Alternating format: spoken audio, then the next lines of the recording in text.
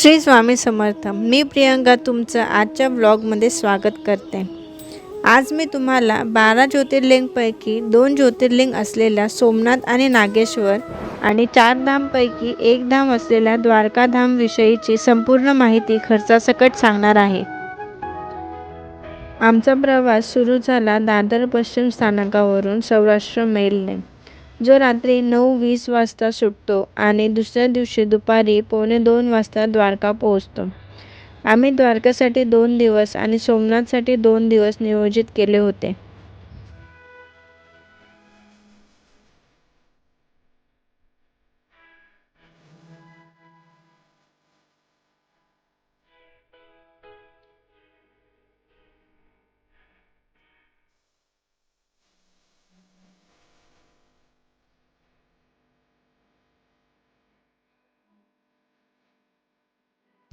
Dwarka station पोहोचल्यावर 200 रुपये auto करून आम्ही गायत्री शांतिवनमध्ये पोहोचलो.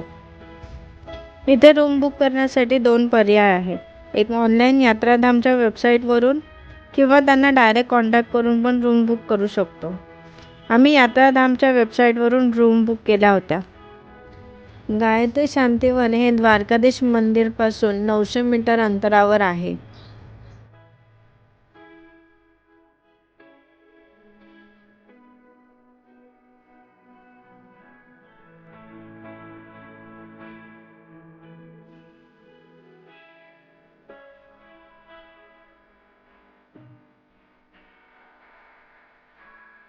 या रूमचं वैशिष्ट्य म्हणजे बाल्कनीतून दिसणारं समुद्र आणि लाईट हाऊसचं सुंदर दृश्य.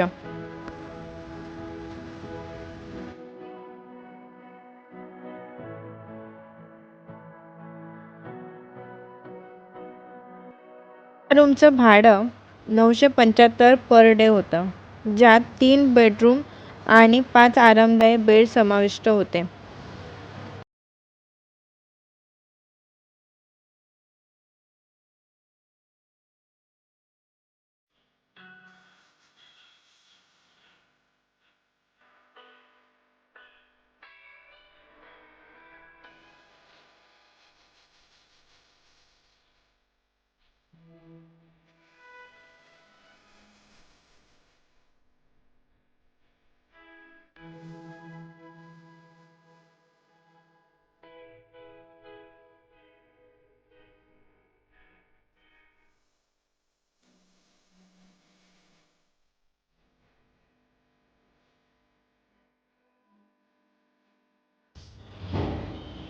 द्वारकाधीश मंदिर हे 1 ते 5 बंद असल्यामुळे आम्ही 5 वाजेपर्यंत रूमवरच आराम केला आणि नंतर निघालो द्वारकाधीश मंदिराच्या दर्शनाला.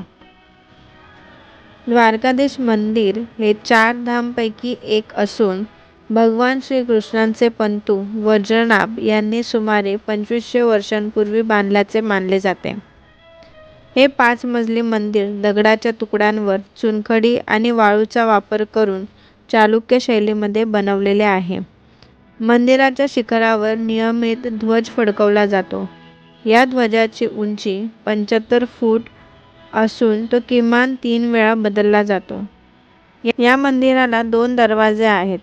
उत्तरेकडे असलेला दरवाजा मोक्षद्वार तर दक्षिणेकडील दरवाजा स्वर्गद्वार म्हणून ओळखला जातो. आम्ही आजचा दिवस या सुंदर समुद्राच्या दृश्यासोबत संपवला. रात्रीच्या शांत वातावरणात समुद्र खूपच मोहक दिसत होता.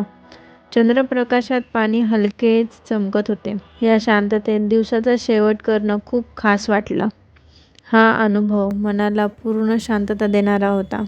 द्वारका दर्शन आणि द्वारका टू सोमनाथसाठी आम्ही 12 सीटर गाडी द्वारकामध्ये आल्यावरच बुक केली होती. तुम्हाला तसे इतर ऑप्शनसुद्धा अवेलेबल आहेत, जसे की ऑटो किंवा बाईक पण रेंटवरती मिळते. दुसऱ्या दिवसाची सुरुवात आम्ही बडकेश्वर महादेवाच्या दर्शनाने घेतली. हे प्राचीन मंदिर 5000 वर्षांपूर्वीचे द्वारिकेत समुद्राच्या मधोमध वसलेले आहे, ज्यामध्ये स्वयंभू शिवलिंग आहे. अशी आख्यायिका आहे की जून-जुलैमध्ये महादेवाला महासागर स्वतः पवित्र जलाभिषेक करतो. बडकेश्वर महादेवाच्या दर्शनानंतर आम्ही नागेश्वर ज्योतिर्लिंगाच्या दर्शनाला निघालो.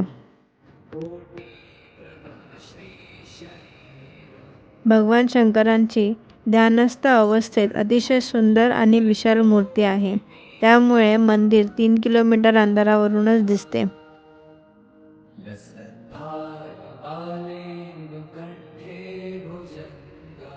नागेश्वर ज्योतिर्लिंग हे भगवान शिवाला समर्पित 12 ज्योतिर्लिंगांपैकी एक असून या मंदिराचं सभागृह त्याच्या सभामंडपाच्या खाली तळावर आहे. तिथे बनलेल्या शिवलिंगावर एक चांदीचा आवरण चढवला जातो, ज्यावर चांदीच्या नागाची आकृती आहे. या शिवलिंगाच्या मागे माता पार्वतीची मूर्ती स्थापित आहे. गर्भगृहात प्रवेश फक्त त्याच लोकांना आहे जे अभिषेक करतात. गर्भगृहात प्रवेश करण्यापूर्वी विशेष वस्त्रांचे नियम आहेत. शिवजींचा अभिषेक केवळ गंगाजलनेच केला जातो.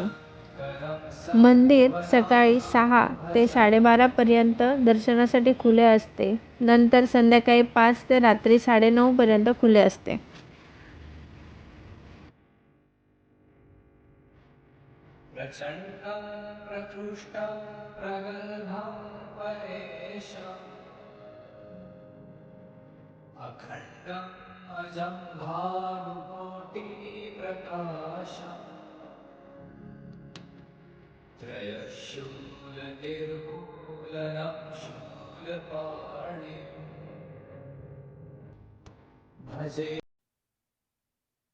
नागेश्वर ज्योतिर्लिंगाचं दर्शन घेतल्यानंतर आम्ही गोपी तलावाच्या दिशेने निघालो. गोपी तलाव हे द्वारकापासून 20 किलोमीटर अंतरावर असलेले एक सुंदर तलाव आहे, जे भगवान श्रीकृष्ण आणि गोपींच्या पौराणिक प्रेमकथेने जोडलेले आहे. इथे पिवळी माती गोपीचंदन म्हणून ओळखले जाते, जी त्वचेचे आजार बरे करण्यासाठी उपयुक्त मानली जाते. तलावाच्या आसपास सुंदर घाट आणि मंदिरे आहेत, जे छायाचित्रणासाठी उत्तम जागा आहे. जर तुम्ही द्वारका फिरायला येत असाल तर गोपी तलावाला नक्कीच भेट द्या. गोपी तलावावरून आम्ही निघालो बेट द्वारकेच्या दिशेने. बेट द्वारकेला पहिले बोटीने जावं लागायचं. आता सुदर्शन सेतू चालू झाल्यामुळे तिथे जाणं खूप सोयीस्कर झालं आहे.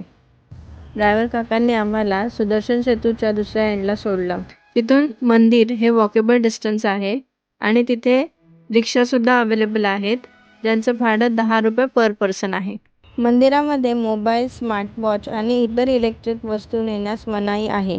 या वस्तूंसाठी व शूजसाठी सामानघर अवेलेबल आहे. तिथे तुम्ही या वस्तू जमा करू शकता.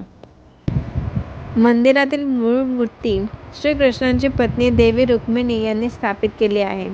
सध्याची रचना श्री वल्लभाचार्यजींनी 500 वर्षांपूर्वी बांधलेली आहे. असेही मानले जाते की श्रीकृष्ण आणि त्यांचा मित्र सुदामा या ठिकाणी भेटले आणि त्यांनी त्यांना तांदूळ भेट दिला.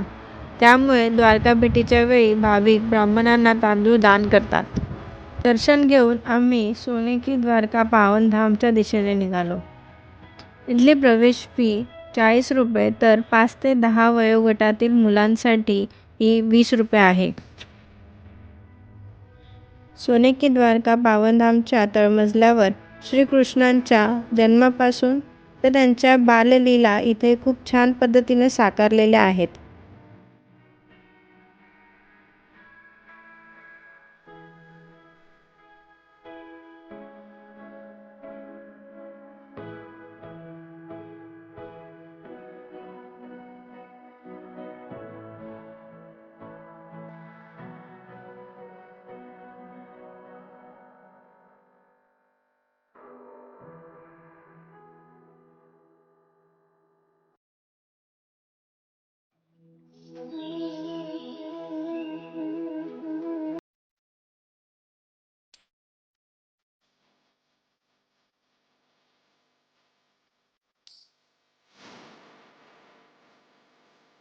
तसेच विष्णूंचे अवतार, सर्व देवी देवता, सप्तऋषी आणि अष्टलक्ष्मी यांच्या सुंदर प्रतिमा देखील साकारलेल्या आहेत.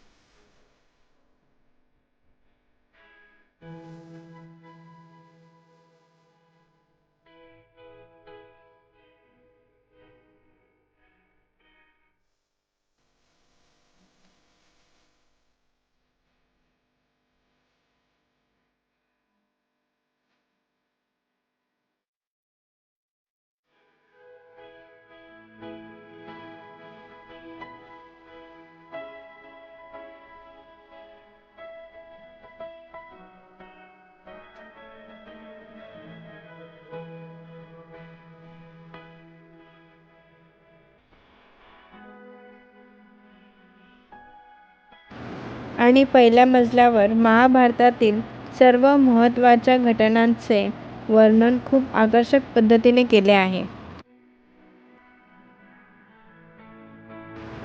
इथे चारधामचं दर्शन सुद्धा तुम्ही घेऊ शकता.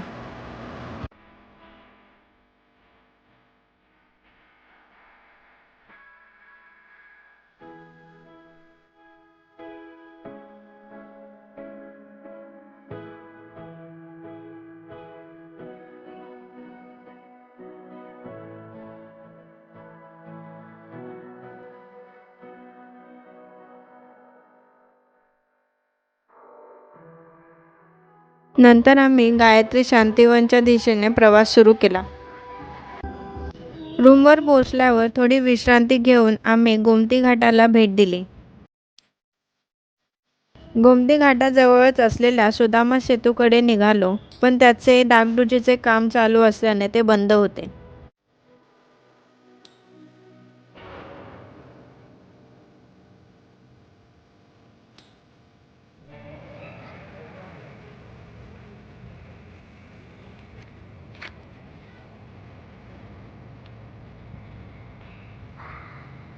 त्या घाटाजवळ अनेक धर्मशाळा देखील आहेत.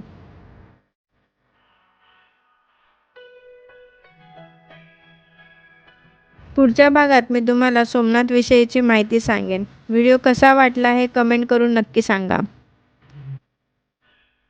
व्हिडिओ आवडल्यास लाईक, शेअर आणि सबस्क्राईब करायला विसरू नका. पुढच्या व्हिडिओमध्ये पुन्हा भेटूया. तोपर्यंत तुमची काळजी घ्या. श्री स्वामी समर्थ.